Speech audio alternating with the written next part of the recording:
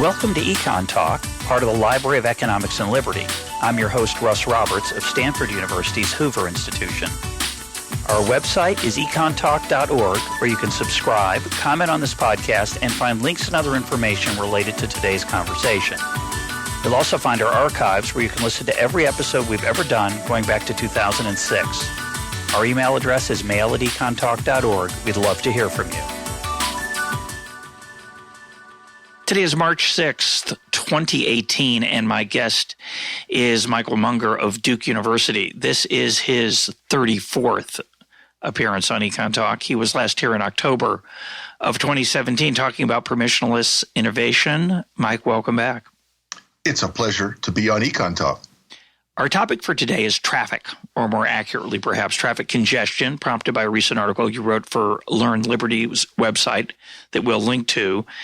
And our jumping off point is the idea that some people have proposed that Uber and other ride-sharing companies should have to pay a congestion fee in cities like New York, arguing that drivers spend time cruising around looking for riders, and that slows everyone else down. This is what economists call a negative externality, and the argument is by imposing a tax, Uber or its drivers, Lyft and its drivers, et cetera, will drive a little less, and that will reduce congestion, making people better off. What are your thoughts?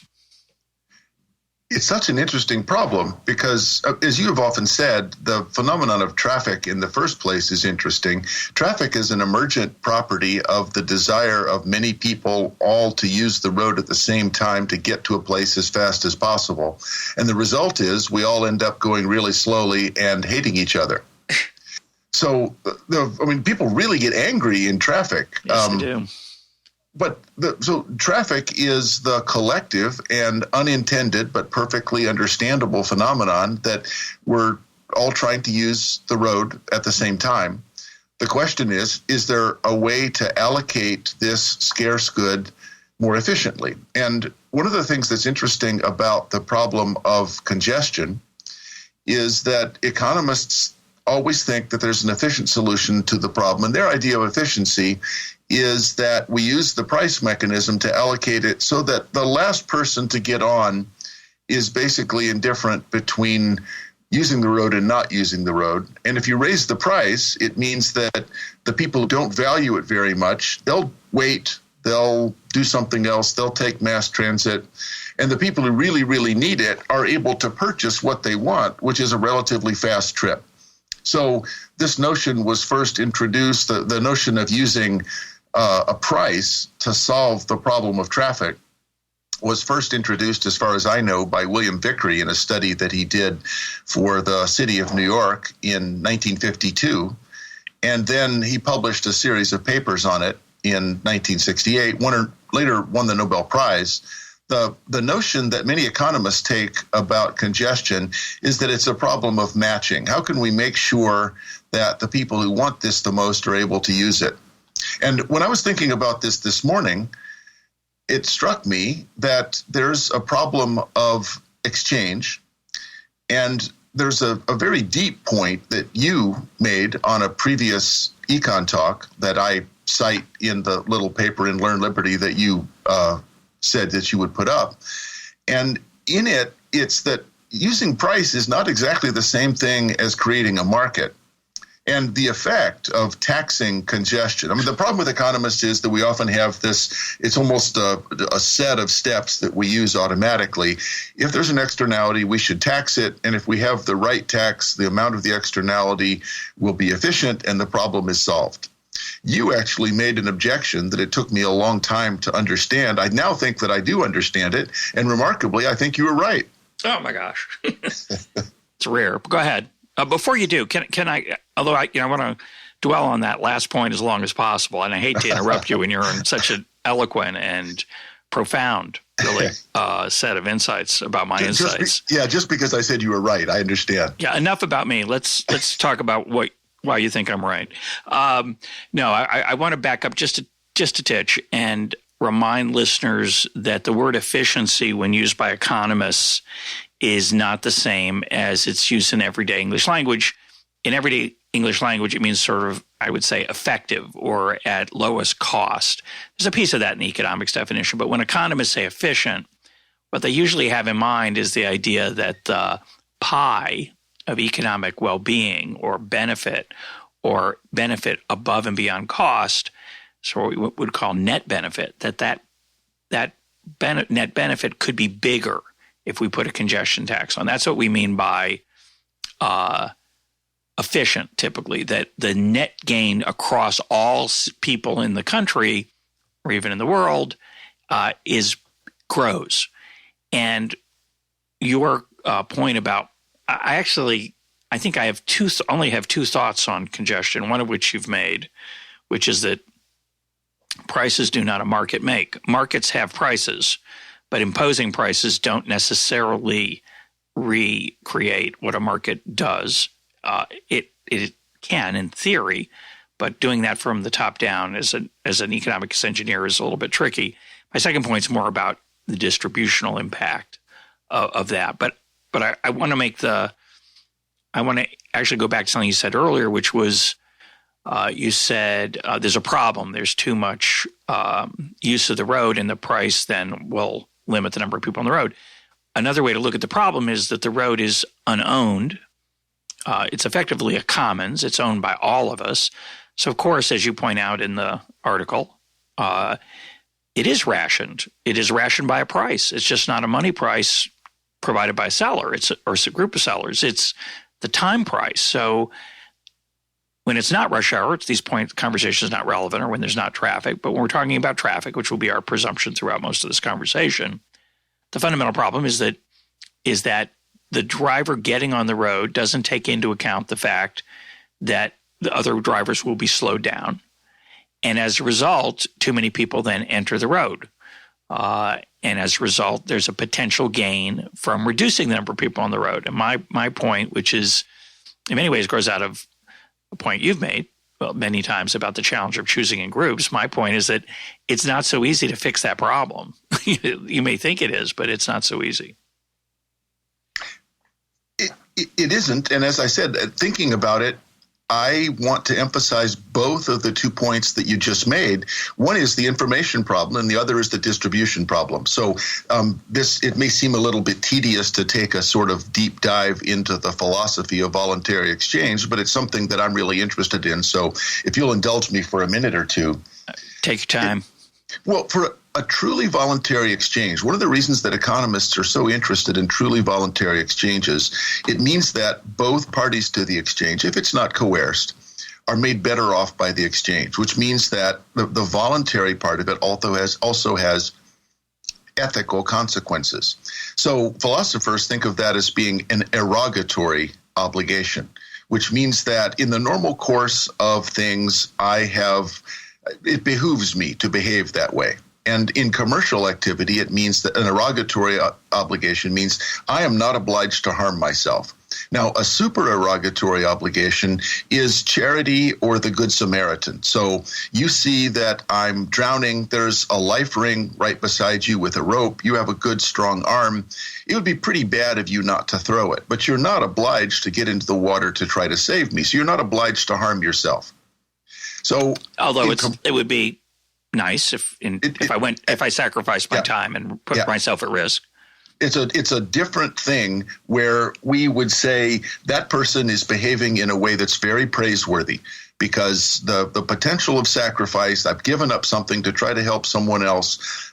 Many of us would say that you are both loved and lovely if you behave that way. So it's a different context than commercial activity, which is just erogatory. Now, let's think about the way erogatory exchange works. I have a widget that I value $1.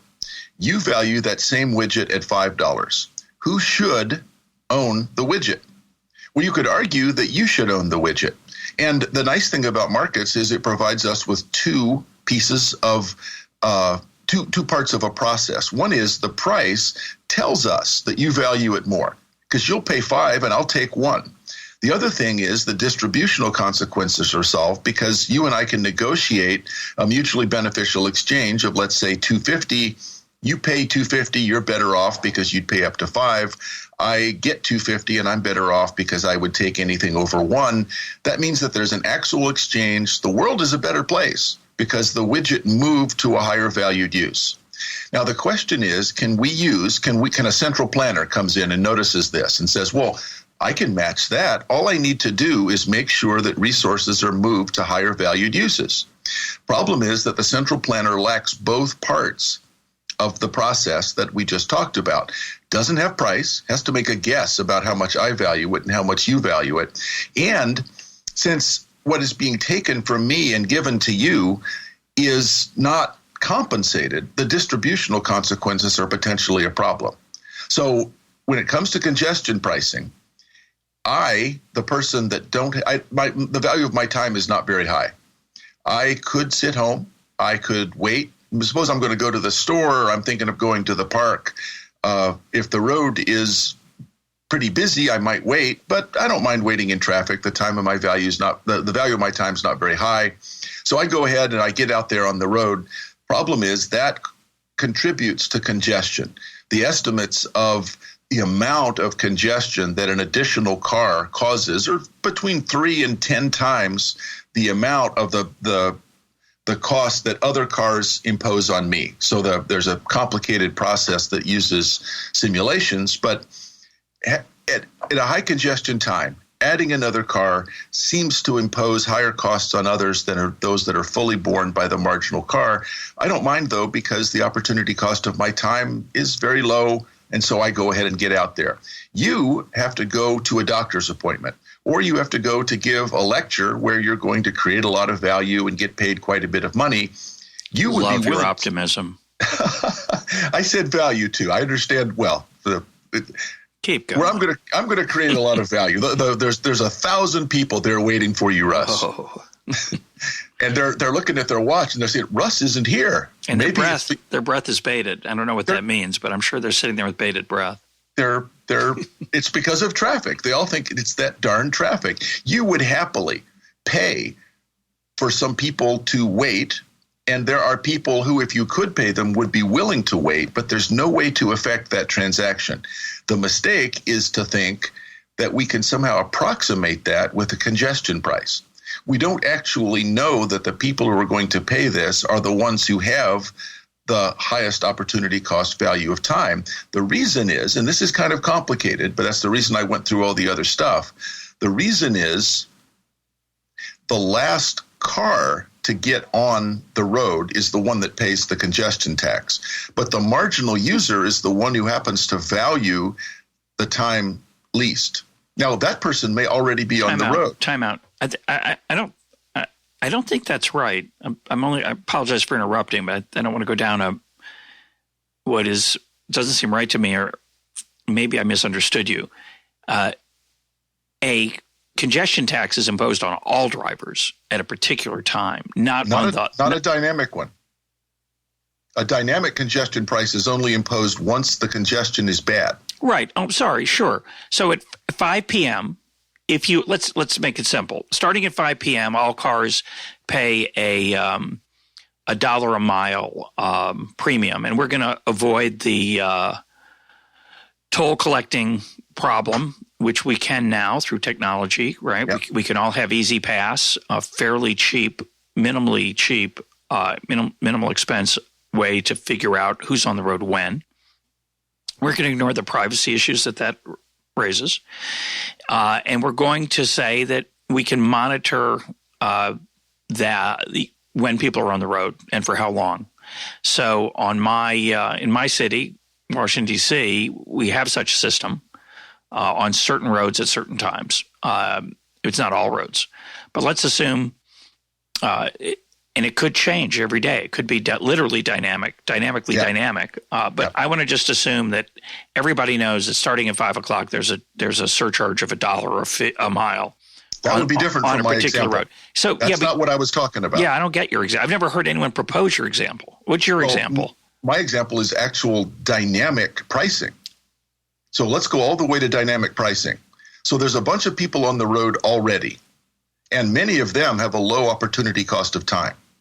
Now we charge anyone who enters. These are entry fees, and there's a lot of cities that use these. For you to get on the interstate, you have to pay an entry fee because it's already congested.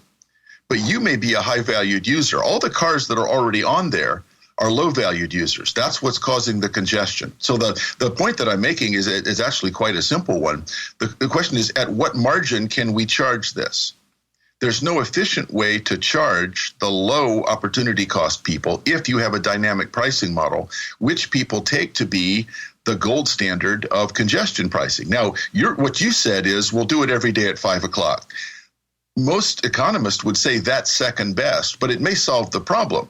Because, as you say, I know that 5 o'clock I'll have to pay for it. And if I'm a low-valued user, I will avoid the road at that time. Because then it's an average, not a marginal cost problem. The pure dynamic one, though. Yeah, go ahead. The dynamic pricing means that the road's already congested. And because there was a zero price up until the point it was congested, many of the people causing the congestion are low-valued users. I don't understand that, man. I literally don't. If we only charge a fee for when the road is congested, that encourages people to get on the road before and start congesting the road earlier. There is no difference between me, who got on the road at 4:57, with thousands of other people, and then suddenly it just gets to the point, it piles up to the point where traffic starts to slow, its average speed starts to slow down, and then we say, okay, well, now if someone gets on, we're going to charge them. But I'm just as responsible for the externality as the person who's getting on now. I'm on the road, slowing it down, just like that person getting on the road now will slow it down. It doesn't seem right to me. I think you have to charge all cars on efficiency grounds, which I'm going to fight against. But to accept the argument of what I think is the standard argument by economists on road congestion is there should be either. I mean, it doesn't help to put a tax. As some cities have suggested, there's going to be and I think some cities have done this, a congestion fee if you enter the central city at a certain time, after a certain time. Well, what about the people who already entered? You mean they get off for free? That just encourages people to get on earlier. But that's my argument. That's what they're doing. Explain that. Well, you just made the argument. You do understand it. I don't think so. I'm so smart. I can't even understand my own argument. That's how smart I am. My argument's so clever, I don't even understand it. I think you've understood your version of my argument, which is interesting, just not mine. But go ahead. I'm literally going to just repeat what you just said. There's a bunch of people already in the central city. That's what's causing the congestion. We're going to trigger congestion pricing once there's already congestion. That means that some of the people already there who didn't have to pay have a low opportunity cost of time. Now, you're saying you don't like that pricing Some might policy. have a high opportunity cost of time. Yes, but even the ones that have a low opportunity cost of time, it's already congested because we didn't charge them. And so you're saying you don't like that pricing model. I don't disagree with you. That we agree about that. But that pricing model means that we're working at the wrong margin. So the margin that we want to do is to somehow enable the high-valued users, ideally to compensate the low-valued users, to say it would be better if you would wait. So in the case of the widget, I'm going to pay you. You actually receive it. I get it. We know that the prices work. It's a voluntary exchange. The question is there a dynamic congestion pricing model that approximates that?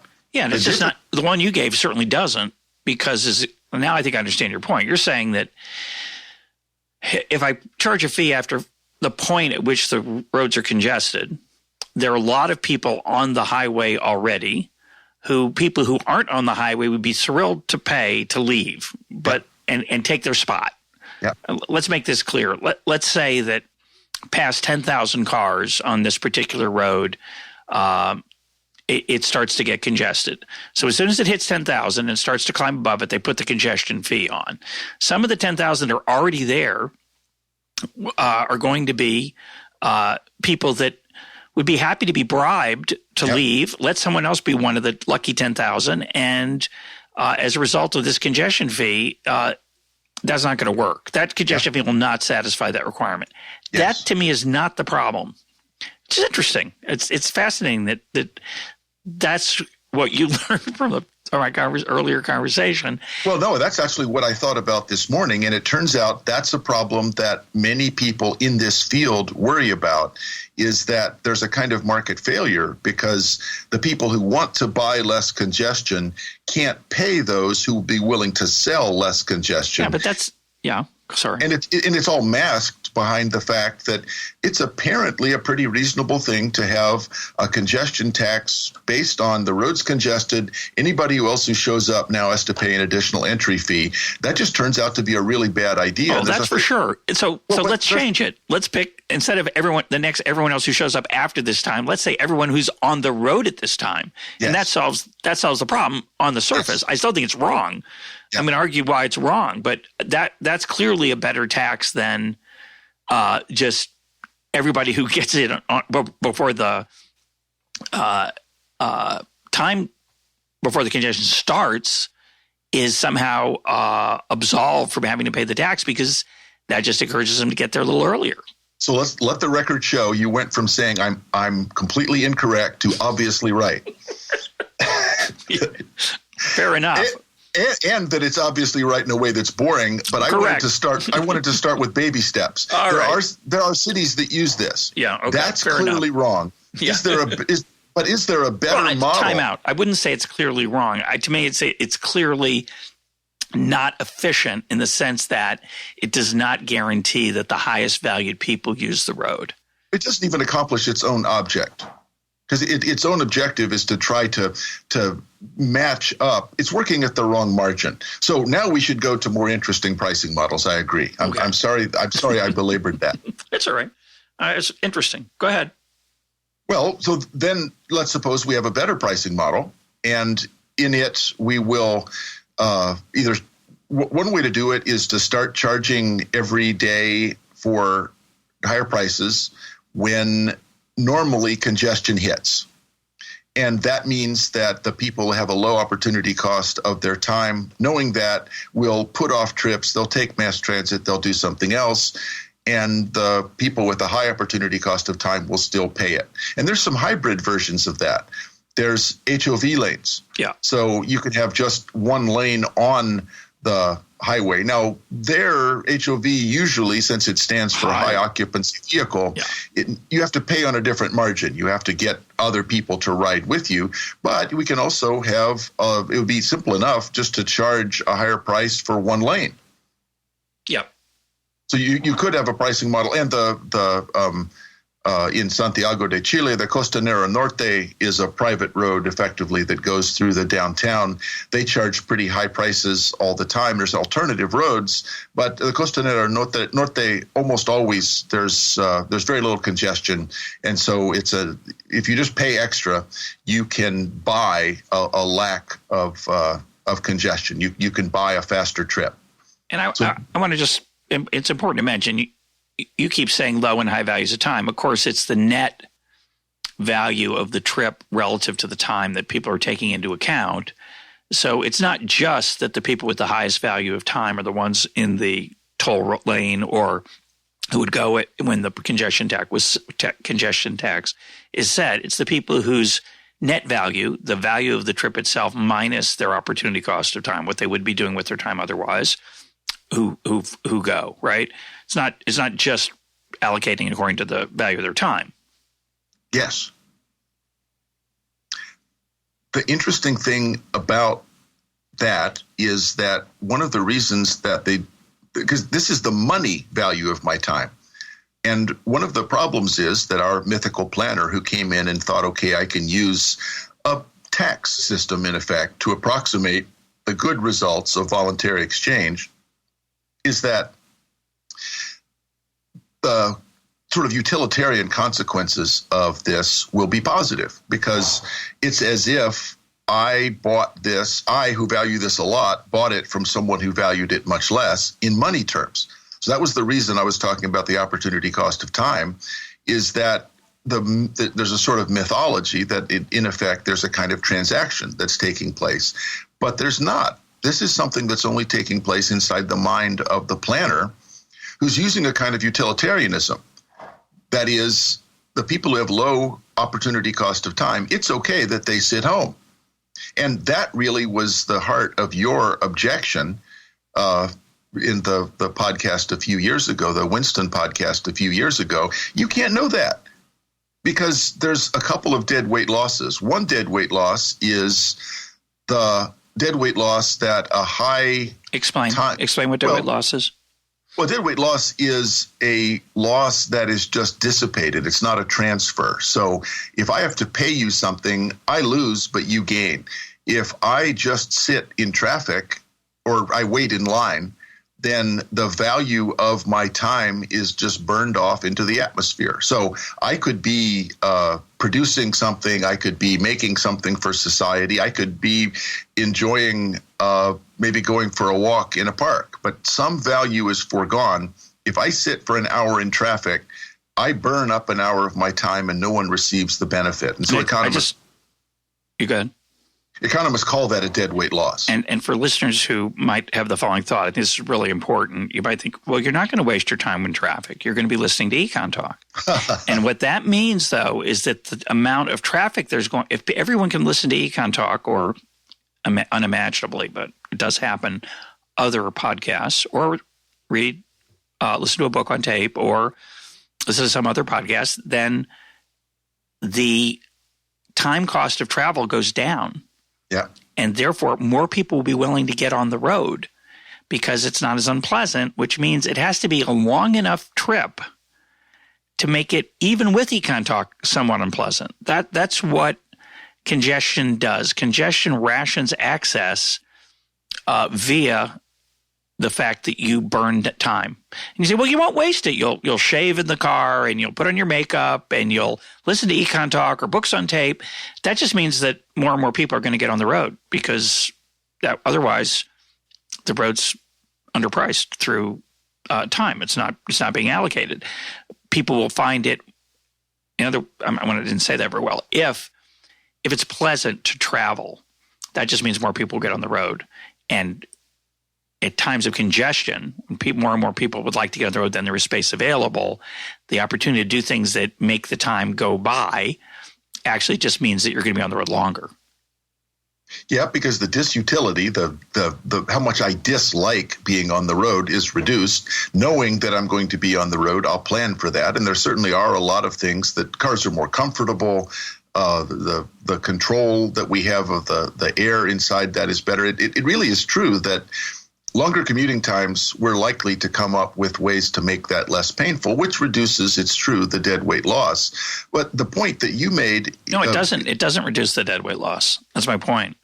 It has to persist because otherwise there's no there's no allocation going on. Let me give a goofy example. The good example I use in class is that I'm going to give an A+ to the first 5 students. I'm going to give all the answers out to my exam. Let's say I have an exam coming up on Friday, and on Thursday night at midnight, I'm going to give out the answers to the exam to the first 5 students who are outside my door.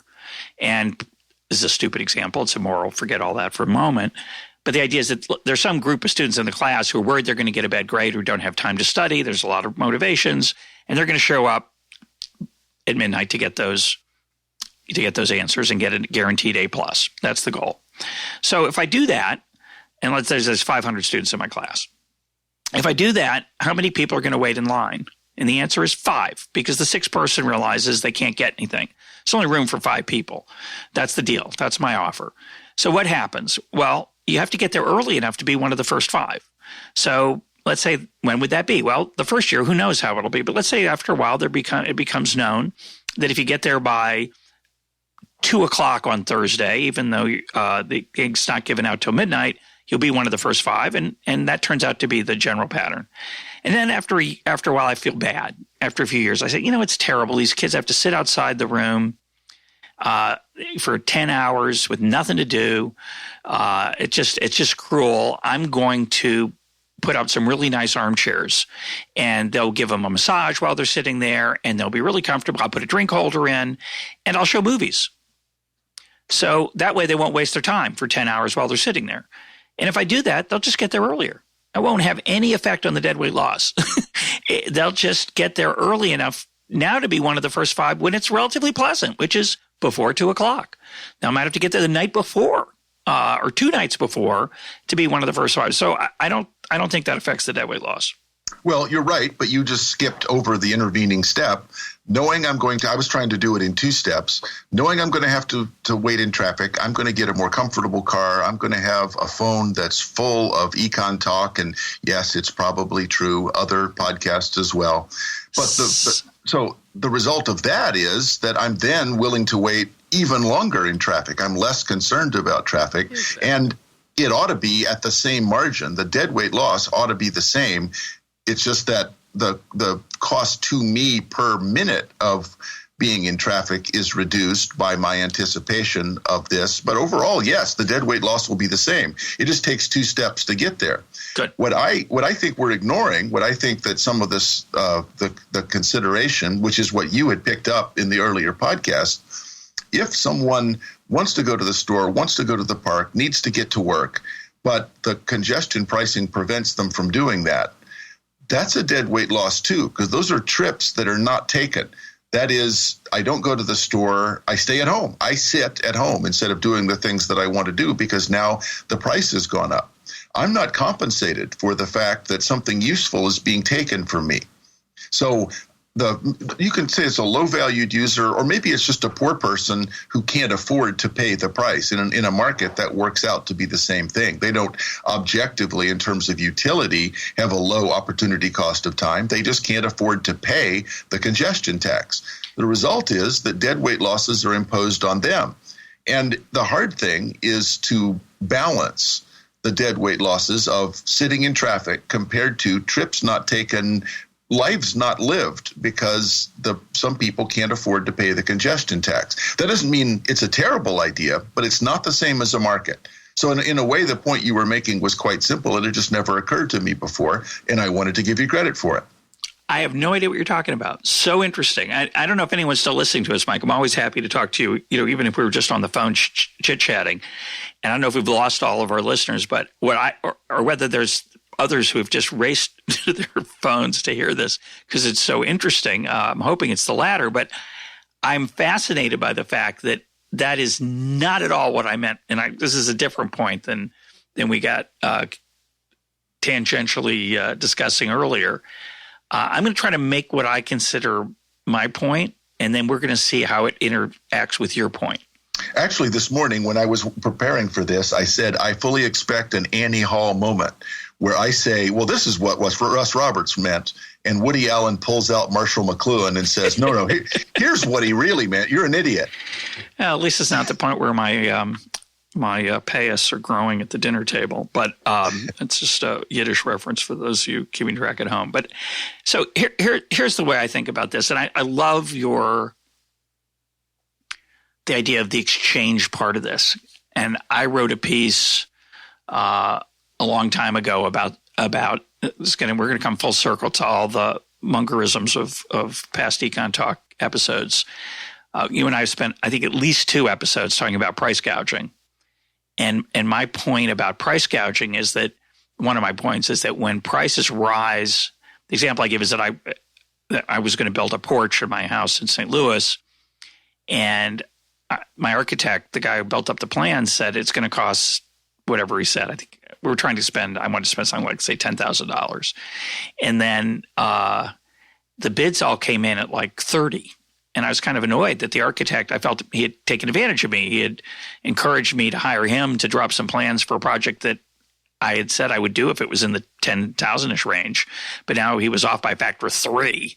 And then I realized, being a slow-witted economist, but an economist nevertheless, that the reason it was 30 instead of 10 is that there had been a flood. The Mississippi had flooded. Carpenters were in high demand, and building a porch was not nearly as valuable to most people as putting back a wall that had fallen down. And so carpenters charged a premium. And as a result of that, I said, I'm going to wait to do that porch. I'm not going to do it, actually. And when I realized it was because of the storm, I thought, well, I'll try again in 18 months. And it was more like it was 12 or whatever it was, or 18. It was something more reasonable to me. But for somebody whose house was falling down, they were thrilled to pay a premium to get that wall put up by a carpenter. So what the price does in that setting is it encourages me to step aside. Basically, the person whose wall has fallen down but I am induced to forego using the carpenter and let the carpenter go to the higher valued use of the person whose house is falling down, rather than just adding a porch, which is pleasant but not very important relative to a house. We agree on that, right? We're good? Yes. Okay. Sure. Now, I didn't think of this the way you're thinking of it in the context of congestion. The way I think about it is as follows, and it's nothing like the way you think about it, even though you quote learned it from me. But I think I know why. I think I see why we diverge. So here's my point about the congestion pricing. I like to start with a world where everyone has the same value of time, but we differ by, say, the value of the trip we're taking. Okay? So what's going to happen when we put a tax on is that we're going to make the road, quote, more efficient. It's going to mean that the time spent is going to be less, which is great. But my claim is that in that world, and this is very unintuitive to most people, in that world, most economists, in that world, every driver is worse off. Every driver, plus the people at home. The people at home are worse off because they don't take the trip now. The people who are on the road are worse off because they're paying a tax. And you might say, but they save time. And my point about the tax is that it has to be the case in some sense that the pain from the tax has to outweigh the gain from the savings in travel time. That is, you might think, who knows whether you're better off or worse off when you take the trip. In fact, you're probably better off. You took the trip, and obviously you got there quicker than you would have. That's the purpose of the tax. It took out the congestion. And so it's true you had to pay the tax, but you got there quicker, so you're better off. And that's false. That's basically false. Basically, why I'm hand-waving there, maybe not worth explaining, but we'll see. But my point is that the whole point of the tax is to discourage people from getting on the road. And therefore, the people who – it has to be the case that the pain from the tax paid has to be larger than the gains from the fact that it takes a shorter time. Then you say, but that's not efficient. And the answer is yes, it is, because that you could argue, well, you didn't set the tax right. And I would say, no, that has to be the case under a correctly set tax, because the efficiency gain, the net gain to all of society, comes from the fact that the money collected from the tax can go to be used for some other purpose. So when we look across society after the tax is put on, drivers are worse off, but the people who get the benefits of the money are better off, and that gain has to be larger. And that's true. You can show that with a graph. But it doesn't accrue to the drivers. It accrues to, quote, someone else. And then people say, well, let's just give it back to the drivers then. And the answer is, once you do that, you're going to start to undo the incentive effects of the tax. Oh, we'll do it in a lump sum fashion so it doesn't affect incentives. Well, it's really hard to do that. It's almost impossible to do that. And it's really hard to do it with any accuracy. Now, in the real world, of course, people have different values of time. So there will be drivers who are better off. The people who have very, very high values of time, or higher than average values of time, or higher than median values of time, depending on how you make assumptions you'd make, those people are going to be better off, because for them, that small group, their value of time is so high that the tax is not going to be large enough to offset the gains from the less congested road. But for everybody else, they're just worse. They're punished by this law, and they don't get compensated for it. So what you've done, in my view, with the congestion tax is you've made, quote, society better off in a utilitarian way. If you added up all the gains and losses, the gains would outweigh the losses, but you'd have just arbitrarily punished a bunch of people to create this net gain for some others who happen to get the benefit of what the government spends the money on. And that just seems to me to be immoral. Maybe not any more immoral than most taxes, but no less is your point. It's just a tax. And the other argle-bargle about benefits and distribution isn't right. It's really just a tax, and we should think of it that way. And if that's the best way of raising revenue, well, okay, but it depends what you do with the money. Usually the argument, as you know, is we'll use the money raised from the congestion tax to subsidize or expand mass transit, which should benefit those who now no longer can afford to use the roads. So we have better buses, we have better subways. So I think that would be the answer, that it does matter what you do with the money. If what you do with the money is... I'm thinking food stamps, expand the food stamp program, or build better schools, or pay old people, retirement, higher Social Security benefit. Yeah. Right? Old people would benefit. It's like, who would ever imagine advocating for the following? There are a lot of people with low value of time. Let's tax them to pay for Social Security benefits. You'd say, well, that seems wrong. Yeah. That's almost as wrong as, I don't know, say using lotteries to fund schools. We're going to take people who are desperate for money, who probably dropped out of school, and use their pitiful money that they're spending on their lottery tickets to help people who, it just seems bizarre. But that's, I think, what we're doing with roads. And I think we're under the illusion as economists that when we say, it's efficient, that, and that means everybody's better off. No, it means everybody could be made better off, but in reality, they won't be. So is it moral then to impose a congestion tax? Well, it is an interesting question that what should be the price of roads? And the efficiency condition for price is usually price is equal to marginal cost. If there's no congestion, marginal cost is close to zero, because maybe there's some wear and tear on the road. Big trucks probably impose some of that on the road, but cars, largely marginal cost is zero. The problem is with congestion, you say that there is something that I'm imposing some cost. It's not clear that we can figure what that price is. Your point about the tax is an interesting one. The thing that the article took up was congestion pricing on the island of Manhattan, and in particular, I actually got some responses to this. I solicited some answers from readers, and the question is, suppose that we agree that there's a problem with congestion on the lower part of Manhattan. Is some kind of congestion tax an answer?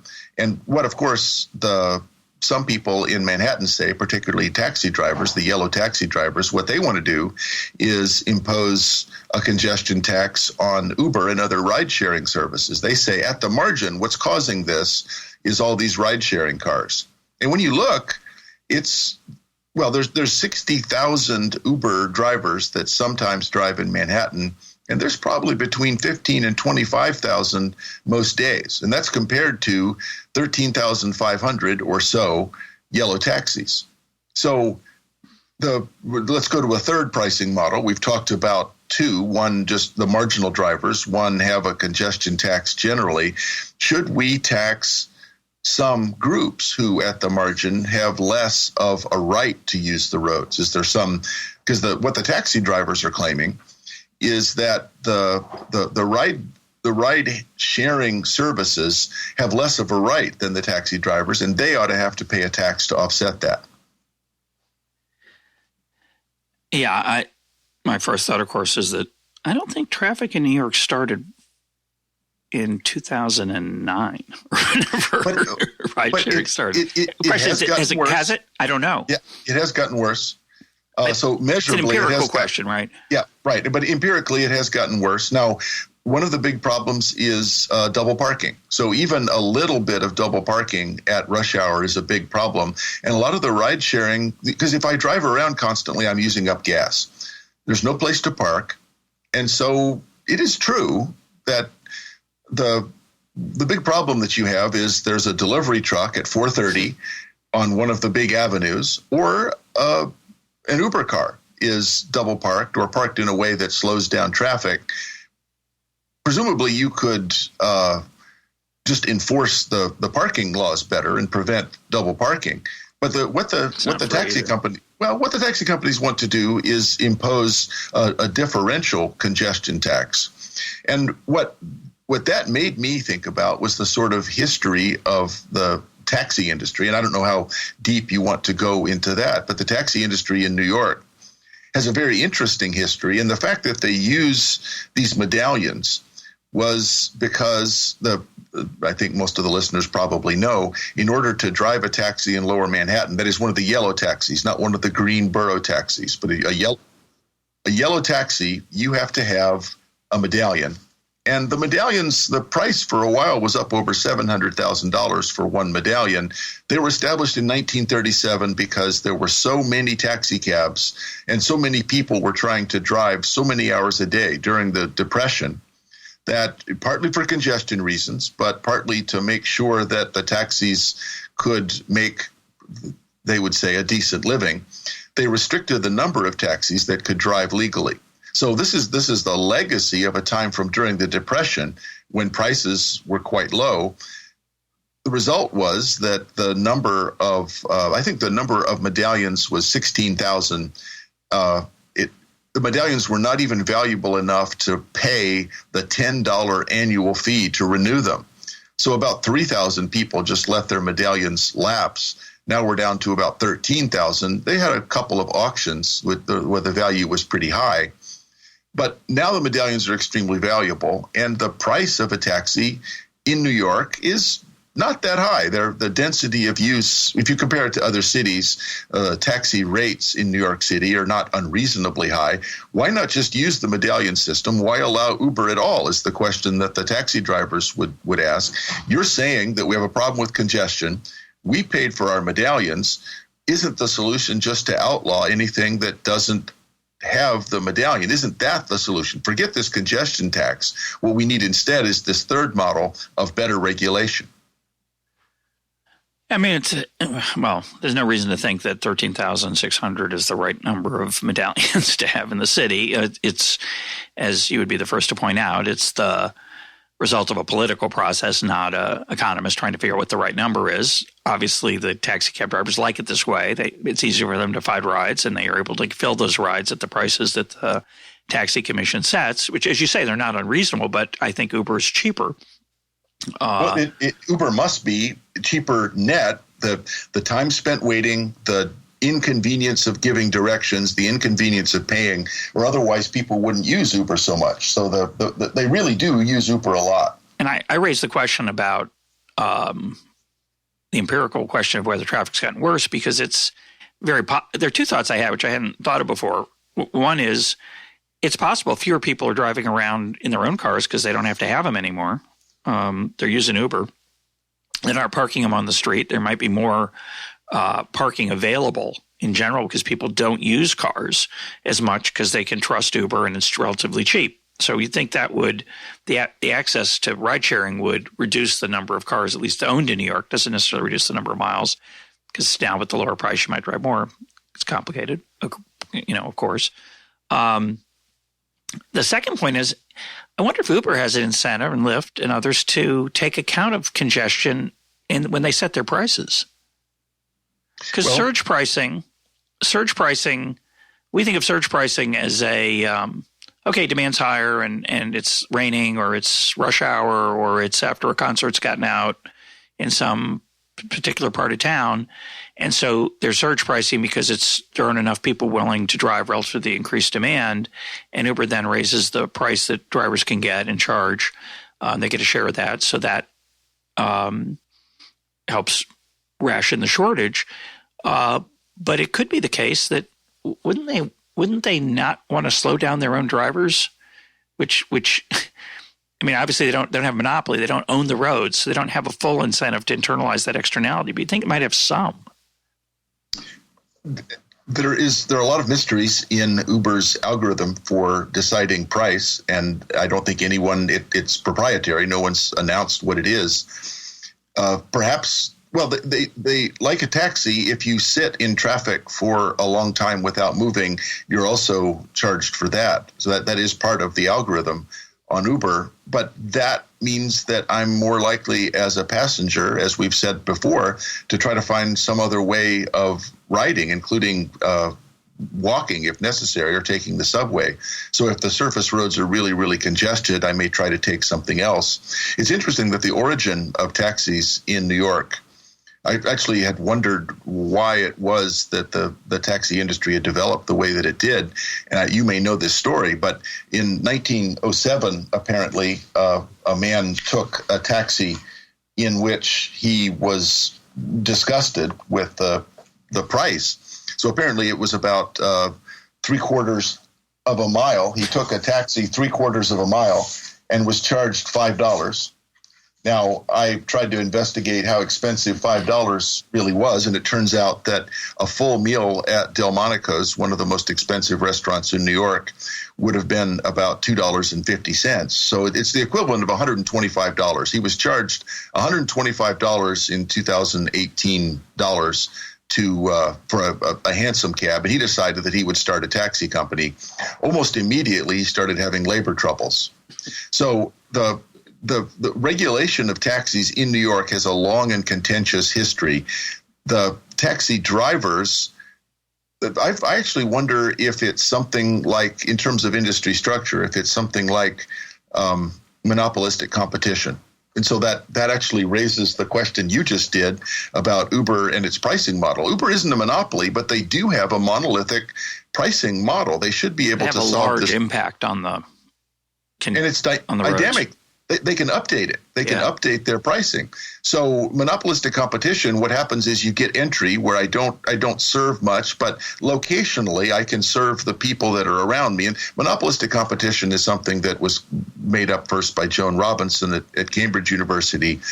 And so restaurants or other things that have local monopolies work that way. I had wondered, and it's interesting that you brought that up about Uber's pricing model. Don't they have some incentive for solving the congestion problem? And the problem with taxis is they're locked into a pricing structure. Correct. They can't change their price. It's always the same, which means that sometimes the price is too high and people who would pay more than the cost of giving a ride still take the subway because the taxi can't cut its price.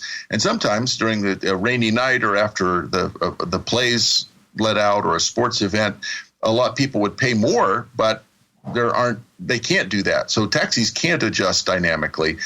Uber has, in a way, a better pricing model. That was all just a long way of wondering, if you're not right, might Uber account for the fact that there's an entry problem that they want to worry about, and congestion harms everybody? Why don't they charge a little bit higher price? I just don't know. I haven't seen any evidence that that's true. I mean, the point being that if you had private roads, and it was easy to start a new road. It's not, obviously, but if it was easy to start new roads, and you can think about flying, you can think about putting roads on top of each other. It's like the greatest EconTalk ever, Mike. It's got more. Let's assume a can opener. It's got so many of those, but they're actually good ones in my view. But that's what an economist would say when they make a ridiculous assumption. So if we had different roads, and we could just build a road on top of one another. It goes from point A to point B, but doesn't interfere, which you can't do. But if you could, and then you let people do that and enter, then there'd be privately held roads, and none of those roads would have congestion. The point being that when you wait in line at the supermarket, in general, that's, as you pointed out earlier, that's thrown away time. They don't want you to wait in line. The reason that you do sometimes wait in line is there's surges of demand that they can't anticipate. The ones that they can, such as people coming in between right after work, it's very expensive then to hire an extra person for just a short period of time. So they can't easily solve that problem. But in general, stores don't have long lines all the time. That just doesn't make sense. It means they should raise the prices of all the goods a little bit, even if that's the case. But I want to go back to the point you made earlier, because I made a long speech about 10 minutes ago, and you responded by changing the subject. And that's because you're very polite, which is very impressive. But I actually wanted you to push back on that. And since you didn't, I'm going to push back on it with what I learned from you earlier in the podcast, because I wanted to reconcile the way you were thinking about this congestion problem with the way I think about it. So in my model, my way I'm thinking about it, it's like, well, everyone's kind of got the same. Let's just start with this can opener assumption. If you don't know what I mean by that, just Google economist jokes and can opener and desert island. So I'm gonna make this economist simplifying assumption. Everyone kind of has the same value of time to show that when I put the congestion tax on, everybody's worse off. People who don't drive and the people who do drive. They've all been punished a little bit, and the gains are being captured by whatever the government spends the money on, whether that's food stamps or Social Security or improving the sewer system or whatever it is. And since the tax falls heavily on one small group, drivers or would-be drivers, that seems unfair, immoral, not so attractive, even though it adds to the net benefit to society. And that's why I'm not a utilitarian. One of the reasons I'm not a utilitarian. I don't like that trade-off. I don't think that's what government should be in the business of doing. But your point was, the way I understood your point was, well, but people have different values of time. And what's actually happening when you put a tax on is you're persuading some drivers to give up and stay home. And normally in a market, and this I think is very deep, and this is something I didn't appreciate. In a market, the people who want something badly compensate the people who don't want it as badly. That's your widget story. Yeah. You make the widget. You're willing to accept it costs you 50 cents to make it. You're willing to accept, given the value of time to sell it, you're willing to accept, I think you said $1. Did you say $1.50 or $1? I think $1. $1. And I love widgets, and I'm willing to pay $5. So $2.50, $3, any price in between $1.50 and $5, you and I are both going to be better off. And I'm compensating you effectively for giving up the widget. What happens in the road case, because it's not a market, this is the humor of this, is that you claim you learned this from me. I didn't understand your point.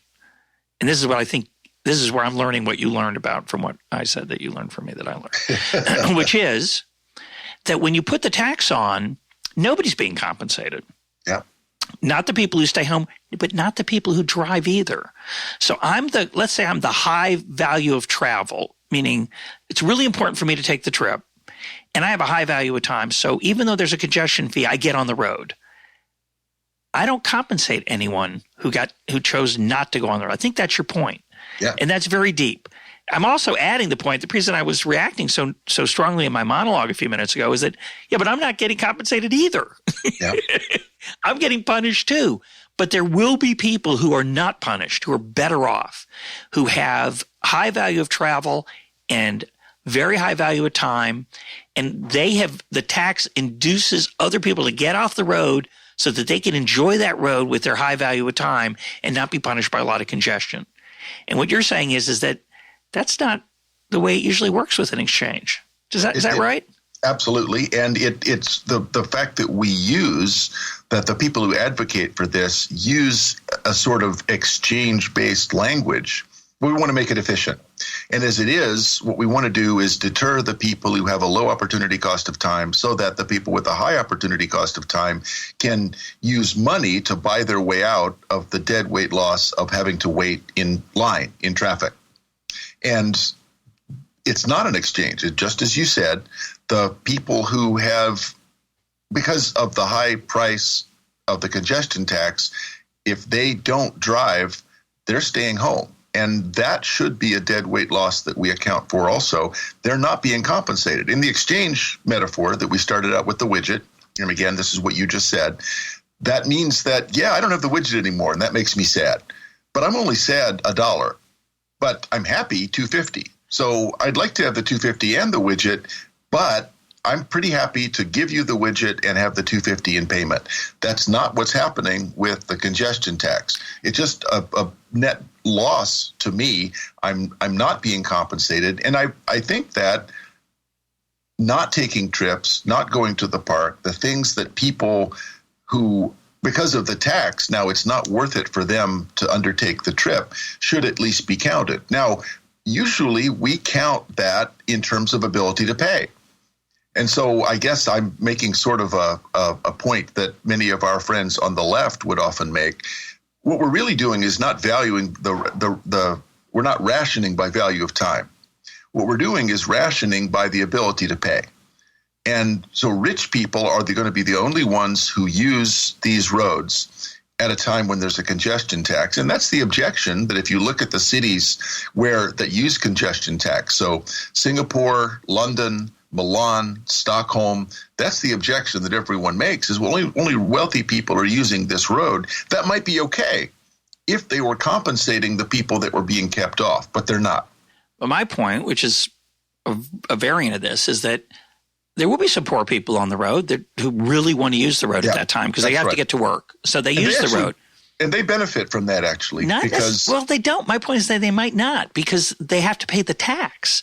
And that offsets some of the gain that taking the trip had. And it's true they get there quicker. That's nice. But the tax is very large to get enough people off the road so that it's not congested. It's not obvious that they're going to be better off. Well, not compared to the old system where they would have been on the road anyway, not pay the tax and have to wait longer. A little longer, but they have low value of time. So, but that's no longer available to them. Correct. That's taken away. So I want to go back to the widget example because I think that really helps me see your point, which is that what a congestion tax is like is the government comes, and then I think it is a little more complicated than this, but it's close. What a congestion tax is like is the government comes along and says to the guy with the widget, I don't think you value that highly. I'm going to give it to this other guy. And then the guy who made the widget doesn't get compensated. The guy who gets the widget gets to enjoy it, but actually we're also going to make the guy who gets the widget pay a tax also. Yeah, we'll pay a tax. We're going to take it. It's more like this. He's going to pay the $5. In fact, he's going to pay a little more than $5. Not a little more. Excuse me. He would have paid $2.50 in the private equilibrium in the market. Now the government charges him $4. He's still better off. He's happy to get the widget, but the government takes the $4, doesn't give it to the guy who made it, and the guy who made it and the guy who gets to enjoy it are both worse off than they were before. Yep. The difference is that there's no supplier in the case of the road except the government in some sense. There's no what we would call in economics the residual claimant. In the case of the widget, we all understand that if widget makers don't get paid for making widgets, they're going to do something else. That's not going to work for very long. So no one thinks of that as an attractive option, at least literally. Oh, well, we'll just expropriate the stuff. Most people realize after a while that doesn't work so well. Some don't realize it for a long time. But in general, the market system maintains that incentive for the supplier to make the stuff. The road's a little trickier because there's nobody profiting from the road directly. There's nobody who's owns the road to collect the toll. The government does. And so to the extent that the government, whatever you want to call the government's decision-making process, we know from our previous conversation about choosing in groups in your book that that's a complicated phenomenon. It's not simple to say, the government will just make this decision or that decision. Depends what the institutions are. It depends how the political power of people who have high value of time, political power of the people who get the money spent on them ultimately. It's going to be messy, right? But it's clearly not like a supplier who gets a profit and has incentive to make a great product. Yep, and I had not realized that I should, but I will from now on, object to the sort of metaphor that was used as if it was an exchange. Because in preparing for my notes, it's eerie actually. In preparing my notes for this, I actually had written out the second part of the example of the widget. A social planner shows up and says, all right, I think you value it 1 and you value it 5. And let's suppose she's really good at it. She actually gets it right. Yeah. The police come to your house and take the widget from the person who values it 1. They give it to the guy who values it 5, but they charge him 4 for the service. That's not an exchange. Yeah. They're actually both worse off than they would have been if they could have made an exchange. Now, you can say, and I think this is right, a difficulty is the transactions costs are so high, there's no way that they could have found each other and made the exchange. I cannot find an individual or the 5 individuals I need to pay to stay off the road so I can go quickly. So the exchange isn't possible. But the analogy to an exchange for people who advocate for congestion, that's wrong. Yeah, this is something else. Yeah, it's great. So that leaves us, or me anyway, you can speak for yourself, that leaves me with the challenge of, okay, you're so smart. You're so highfalutin about your principles with respect to a congestion tax. What do we do about the fact that there's traffic in a city? Because when people say, we need to widen the roads, I always say, well, when you do that, you just encourage people to live closer to the city or more people to move there. That might be good. That's a very complicated calculus. You could try to make it, right? But it's not obvious that that is an improvement. It could be, but it's not obvious that it is. And it's the improvements in terms of time savings tend to be short-lived. Similarly with public transportation. Let's build more public transportation. Well, that has a short-run effect, but eventually it encourages people to live near where the stations are, and that then crowds up other roads around there. And if it frees up people from the main roads, more people move in to be able to use the main roads. And you can say, well, that's good because there are more people in the city enjoying the benefits of the city. And that's true, which is good, which is why sometimes you should build roads or you should build public transportation, but it's a cost-benefit analysis. But the standard economist answer of, well, we just need to tax the roads, to me is unacceptable and false. It's not morally obvious that taxing roads is a good thing. But it does then put us into no man's land without an easy solution. What are your thoughts on that? I have a friend, Jason Shepers, who works on congestion pricing for the state of Texas and at a couple of universities in Texas. And I asked him just that question because I was confused myself that, all right, you're so smart, what should we do? And his claim is that New York is the city in the United States that's closest to having a congestion tax make sense. At some point, if you have enough congestion, it might be that you want to use this blunt instrument. But in fact, most of the time, most people pay the full average cost of being on the road. And the general equilibrium effects, which is what the fancy way of saying what you said, that people will take into account the costs of having to commute. And they'll make location decisions that are based on that. Well, since that's true, the congestion tax is not an improvement. We're probably better off saying that we have a plan for the way that and by plan I mean we have an announcement about this is the way that roads are going to be for the future so people can predict. They make location decisions. And yes, they pay then the amount of waiting costs that are involved in traffic. Congestion, there's no evidence that congestion pricing is an improvement in the way that it's often advocated for. And I have to admit, I was surprised at that conclusion. I had just always accepted the economist idea, well, it'd be better if we priced for it. Now, there is one caveat to that.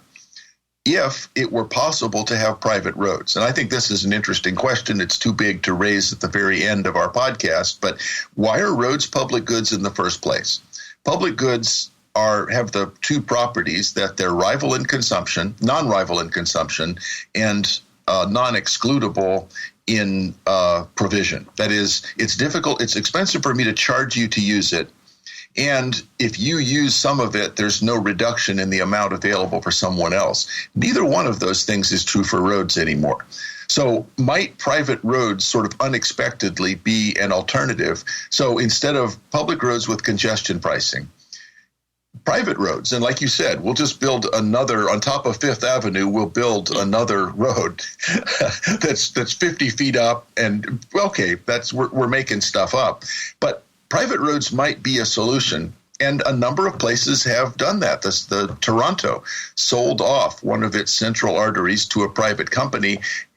Maybe it hasn't worked out very well, but the dynamic pricing mechanisms where you're able to charge something where you're covering the average rather than trying to focus on getting the right margin might be an answer. So I think that's not a very satisfactory answer. That's the best thing that I could come up with. I've changed my mind about congestion taxes. I think they're a bad idea. Yeah, I don't want to go too far on that point.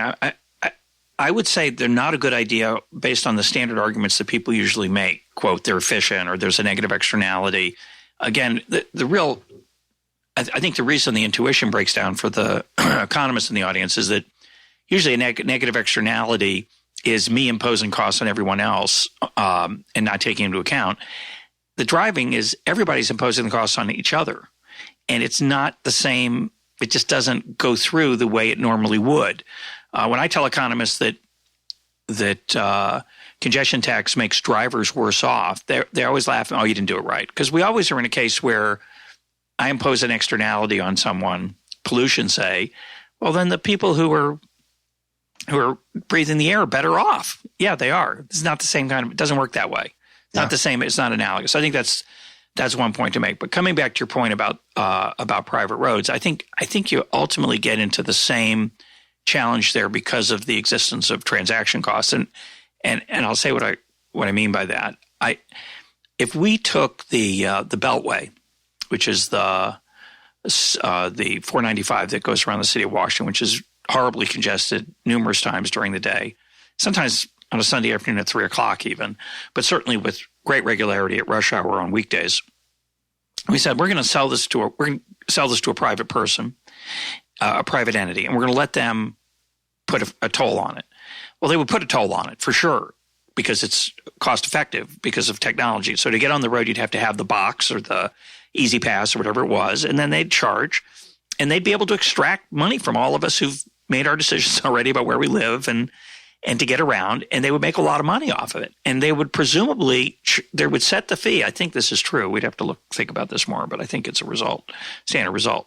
They set the fee so there wouldn't be congestion. So at times they would charge all the time, but they'd particularly charge a lot when it was high demand, say rush hour times, the morning and evening, when people are normally going or coming back from work. Well, that's going to end up being efficient because if they sold that to the highest bidder, people would pay a lot for the privilege to extract money from drivers. But we all understand that wouldn't be a nice thing. It wouldn't be a good thing. It wouldn't be attractive, even if it were true that it got rid of traffic because of the opportunity to dynamically price. And even if you say, well, it's true that drivers are worse off, but look at all the money the government got from the auction. They can use that money to compensate the people who are worse off. Well, they could in theory, but most of them won't be able to do that in a way that will actually work. If you start thinking, well, I don't even want to explain why it's hard to do, but it's hard to do. So it seems to me that the fundamental challenge is that getting from place to place, because you can't build 50 roads on top of each other at the same. The second road isn't as easy to build as the first. It has to be above the first one. It has higher costs, and it's going to be ugly. So there's no attractive. My conclusion to this is that I think you just have to live with the fact that when a lot of people want to live near each other, there's going to be congestion, and there's no way that as smart as we are as economists, we're somewhat smart. We can't, quote, solve that problem through pricing or private ownership, the standard ways we solve all the other problems. It's just the fact that there's a bunch of people trying to live near each other, and they pile up. And there are ways to make it a little bit better. I'm open to the possibility that Hov lanes maybe are an improvement, or maybe it's possible that a congestion tax could be a good thing. But you and I would be the first to point out that there's no reason to think the government's going to set the prices in a way that are going to lead to efficiency. It is just a tax. And once you say it's a tax, the level of the tax is going to be set by the political process, not by the engineers who've somehow solved that incredible set of informational challenges you mentioned earlier.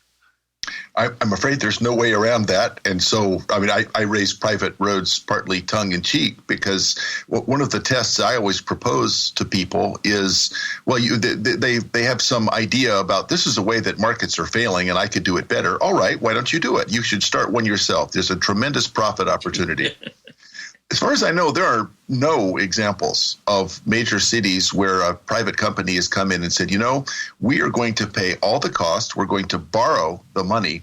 I'd be interested if readers know any of these, but we're going to borrow the money. We're going to build a road, and then we're going to, and it's an alternative to the existing road structure, and then we're going to charge for it.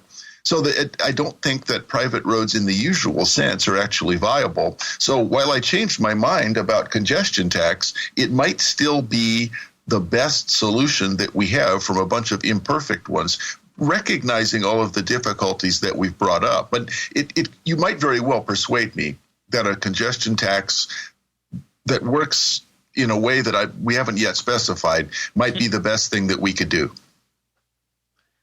My guest today has been Mike Munger. Mike, thanks for being part of EconTalk. Always a pleasure, Russ.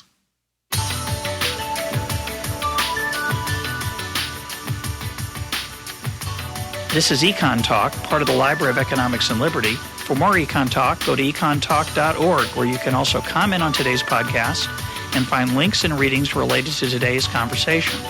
The sound engineer for EconTalk is Rich Goyette. I'm your host, Russ Roberts. Thanks for listening. Talk to you on Monday.